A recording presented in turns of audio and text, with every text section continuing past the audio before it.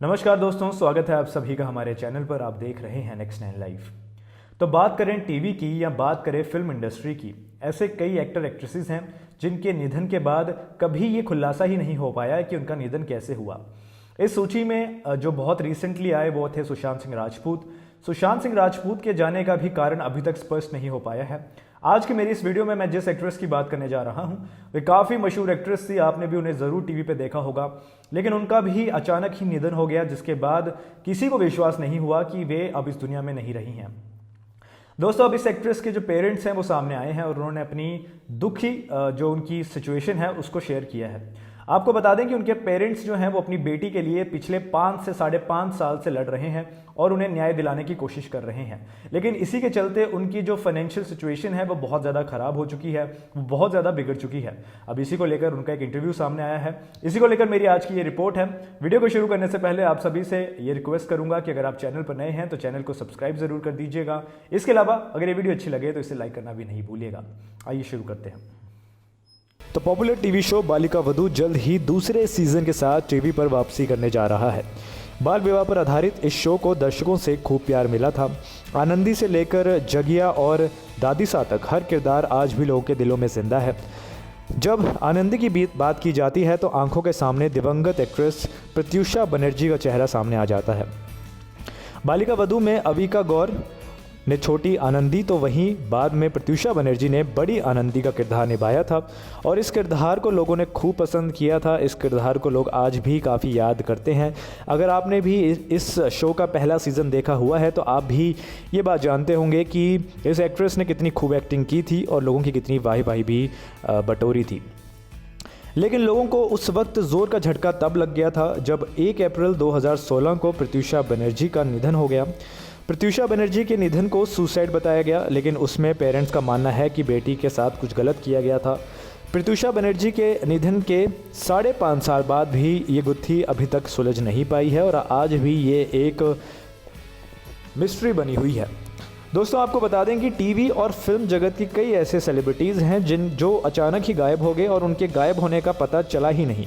कईयों ने बताया कि उन्होंने खुद को मार लिया है, कईयों का कहना है कि उन्हें मारा गया है, कईयों का कहना था कि उनके खिलाफ साजिश रची गई है। इस लिस्ट में और भी तमाम लोग आते हैं। हाल ही में सुशांत सिंह राजपूत का नाम भी इस लिस्ट में आया। सुशांत सिंह राजपूत को गुजरे भी 1-1.5 साल हो चुका है, लेकिन इसके बावजूद अभी तक ये पूरे केस में इस तरह की क्लैरिटी नहीं आ पाई है कि आखिर सुशांत के साथ हुआ क्या था। सीबीआई इसकी जांच में लगी हुई है और तमाम एजेंसीज भी हर एंगल से काम कर रही है। उम्मीद करते हैं कि सुशांत सिंह राजपूत के केस में भी जल्दी कोई ना कोई वर्डिक्ट सरकार जो ये एजेंसीज हैं ये देंगी। लेकिन फिलहाल बात की जाए अगर प्रत्युषा की, तो प्रत्युषा को गुजरे 5 साल से ज़्यादा वक्त हो गया है, लेकिन अभी तक इनकी गुत्थी जो है वो वैसी की वैसी ही पड़ी है।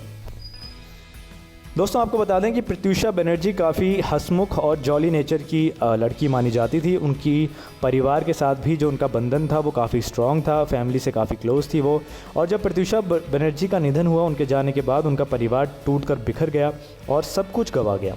किसी को विश्वास नहीं हुआ उनकी फैमिली में कि उनकी इतनी प्यारी सी बेटी, इतनी लाडली बेटी ने इस दुनिया को छोड़ दिया है। अब प्रत्युषा बनर्जी के माँ बाप घोर तंगी से गुजर रहे हैं, इस तरह की बातें सामने आ रही हैं। जी हाँ दोस्तों, आपको बता दें कि प्रत्युषा के जो पेरेंट्स हैं उनका एक बातचीत सामने आया है, उनका एक इंटरव्यू सामने आया है जिसमें प्रत्युषा बनर्जी के पिता शंकर बनर्जी ने बताया है कि उन्हें ऐसा लगता है कि मानो बेटी के निधन के बाद कोई बड़ा तूफान आया हो और सब कुछ लेकर चला गया हो। उन्होंने कहा कि केस लड़ते लड़ते वे अपना सब कुछ गंवा चुके हैं, उनके पास अब 1 रुपया भी नहीं बचा है। वो कहते हैं कि हम इस बूढ़ा अवस्था में अब कहाँ जाएँ, हमारे पास जो पैसा था हमने अपने बेटी को न्याय दिलाने के लिए वो सारा लगा दिया और अब हम नहीं जानते कि हमें पैसा कहाँ से मिलेगा, हमारी ज़िंदगी आगे कैसे चलेगी। और उन्होंने अपना दुख जो है वो काफ़ी ज़्यादा जाहिर किया है। दोस्तों, आपको बताता हूँ कि उन्होंने आगे क्या कहा। गमगीन और सदमे में शिकार हुई शंकर बनर्जी ने कहा है कि उनकी बिटिया ने ही उन्हें फर्श से अर्श तक पहुंचाया था, वही उनका एकमात्र सहारा थी। लेकिन प्रत्युषा के जाने के बाद मानो कोई बड़ा तूफान आ गया। अब उनकी ज़िंदगी बहुत मुश्किल से कट रही है। ऐसी स्थिति में अब वो एक कमरे में रहने को मजबूर हो चुके हैं और कई बार कर्ज भी ले चुके हैं, लेकिन इसके बावजूद कुछ भी सही नहीं चल रहा। दोस्तों, किसी तरह से गुजारा चल सके और ज़िंदगी गाड़ी चलती रहे, इसके लिए प्रत्यूषा बनर्जी की मां एक चाइल्ड केयर सेंटर में काम कर रही हैं। वहीं प्रत्यूषा के पिता इस उम्मीद में कुछ ना कुछ कहानियां लिखते रहते हैं कि शायद कहीं कोई बन जाए बात और उनकी ज़िंदगी फिर से ट्रैक पर लौट आए। जी हाँ दोस्तों, आपको बता दें कि प्रत्यूषा के जो पिताजी हैं वो कहानियाँ लिखते हैं, स्क्रिप्ट राइटर हैं और कई बार वो अपनी स्क्रिप्ट लिखते हैं, लेकिन उन्हें अभी तक कोई सफलता नहीं मिल पा रही है। इस वजह से उन्हें काम नहीं मिल पा रहा और पैसों की तंगी का सामना करना पड़ रहा है। वहीं उनकी माताजी की बात की जाए तो वे एक चाइल्ड केयर सेंटर में काम कर रही हैं, लेकिन वहाँ से इतनी कमाई नहीं हो पाती कि घर का गुजारा आसानी से चल सके और इसी वजह से वे अब एक कमरे में रहने को मजबूर हो चुके हैं और कर्ज भी लेना पड़ता है। दोस्तों, प्रत्यूषा के पिता ने कहा कि भले ही फ़िलहाल उनके पास पैसे की कमी है, पर वो फिर भी हिम्मत नहीं हारे हैं और ना ही हिम्मत उनकी टूटी है। वे बोलते हैं कि मैं प्रत्यूषा के हक़ के लिए मरते दम तक लड़ता रहूँगा। प्रत्यूषा की जीत हमारी आखिरी उम्मीद है।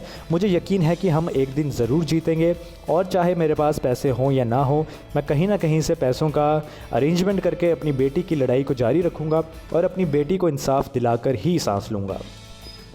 तो दोस्तों, इस तरह की बातचीत कुछ प्रत्यूषा के पिताजी करते दिखे हैं। प्रत्यूषा के पिताजी जो हैं वे इस चीज़ को कबूल रहे हैं कि उनकी जो आर्थिक स्थिति है वो काफ़ी ज़्यादा डगमगाई हुई है, काफ़ी ज़्यादा तंगी में गुजर रही है। लेकिन इसके साथ दोस्तों, उन्होंने जो अपनी लड़ाई है उसको कमज़ोर नहीं किया है।